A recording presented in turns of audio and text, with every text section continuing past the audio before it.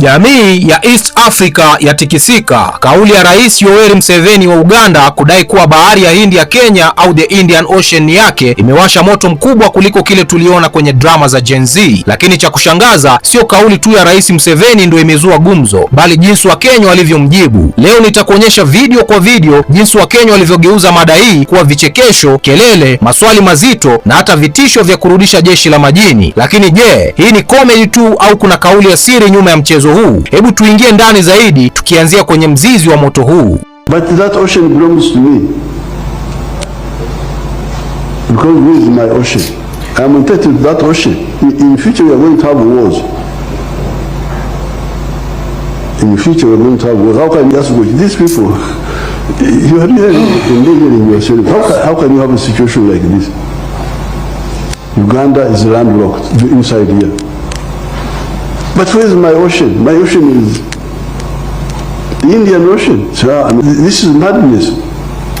Kama ulivyosikia, hiyo ni sauti ya Rais Yoweri Museveni mwenyewe akisema hadharani kuwa bahari ya Hindi iliyopo Kenya ni yake na Uganda inastahili kuimiliki, kauli ambayo imeitikisa si Kenya pekee bali East Africa nzima. Na watu wanauliza hivi ni kweli tunaanza vita vya mipaka mwaka 2025? Sasa baada ya kauli hii Wakenya hawakukaa kimya, na hapa ndipo mambo yalipoanza kufurahisha. Kwanza kabisa tunaanza na huyu Mkenya kwenye listi yetu akisema kauli ya Rais Museveni sio serious kabisa. Anadai hii ni game ya kisiasa ya kugeuza macho ya Wakenya kutoka Tanzania kwenda Uganda, yani kutoka vita vya Kenya versus Tanzania hadi Kenya versus Uganda. Kwa lugha rahisi wanacheza na akili zetu.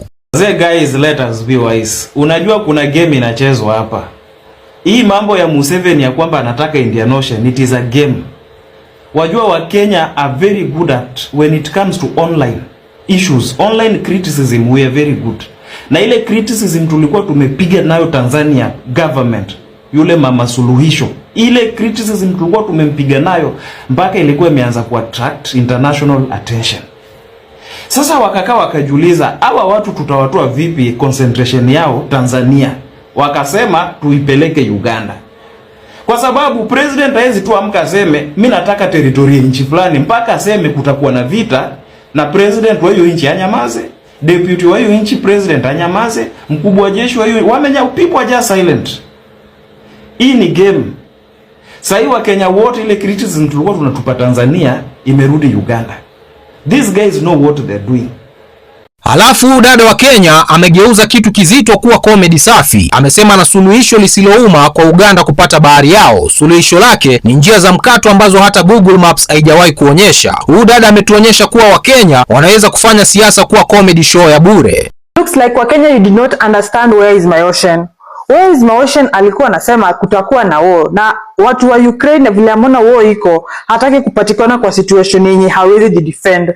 So ndio kwa maana anatuambia anataka part ya ocean, of which tujasema tumekataa kwa sababu tunaona hawana the way out.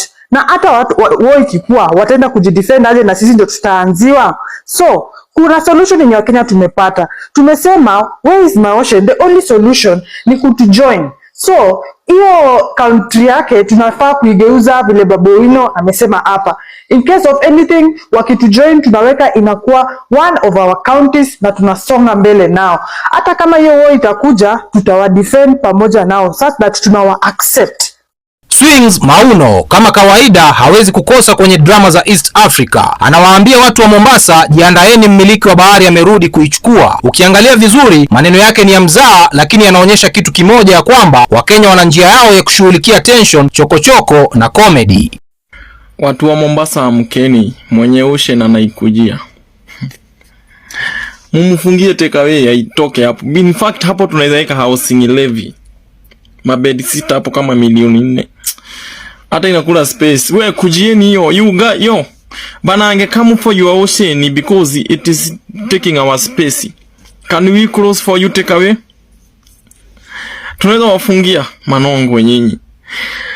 Ocean. Mtu anakezekanga anakuwa nongwe nini? Ama ana chizi.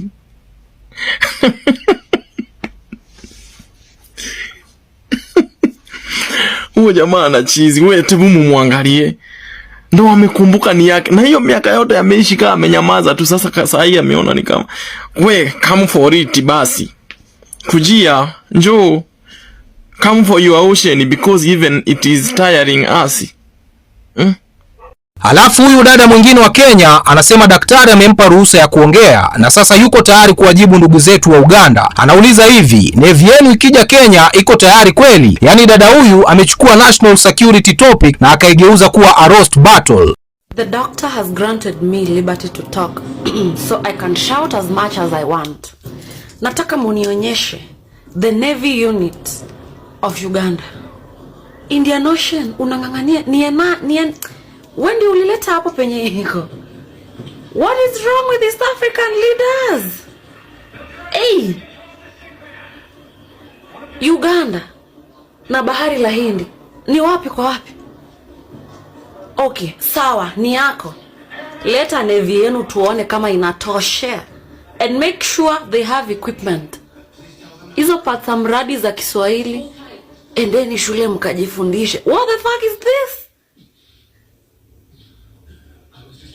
Indian Ocean bill. Sawa, kuja beba, kunja weka kwa wallet, enda nayo.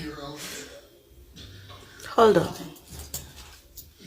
Na huyu jamaa naye hawezi kuachwa nyuma kwenye list. Anacheka mpaka basi tu, anamwambia Museveni kwamba Kenya wanawaruhusu kupitisha mizigo kutoka Mombasa hadi Uganda, ila sasa anadai bahari pia.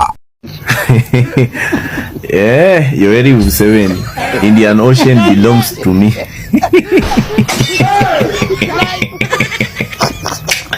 Sometimes learning is a very good thing, my friend.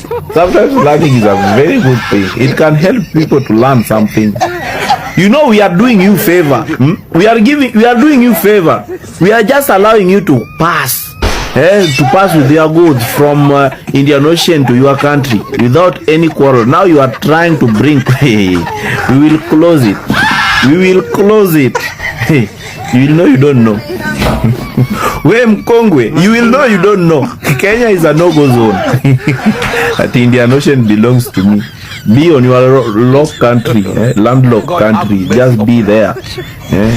My friend, even our migingo mnataka kuchukua. Kaeni na landlock yenu. Tuone who is smart. Mtumie ndege. Halafu huyu dada mwenye hijabu naye anatoa swali ambalo limewafanya watu wafikirie mara mbili, na anauliza, rais wangapi wa Kenya wamepita kabla Museveni ajue kuwa bahari ni ya Uganda? Swali dogo lakini lina punch kubwa. Where is my ocean? I'm entitled to that ocean. But that ocean belongs to me. Huyu ni Museveni anauliza kuhusu dimbwi lake la maji. Okay? In future we are going to have wars. That is what he has said. And he's directing it to Kenya. And I'm thinking, after how many presidents? 5 presidents later, that's when you realize, oh, where is my ocean? Is it a coincidence? And do you people know what the hand that Museveni has played in Congo? And then why now, after we woke up to this gold rush that is about to hit Kenya, we know of Murima, we know of how resourceful and wealthy of a country Kenya is. So why now wake up? Na hapa ndipo mchezo unageuza tension. Mtoto wa Rais Museveni ambaye pia ni mkuu wa majeshi anawapa Kenya masaa 8 tu waachie bahari ya Hindi au the Indian Ocean kwa Uganda. I give Kenya 8 hours to surrender the Indian Ocean to Uganda.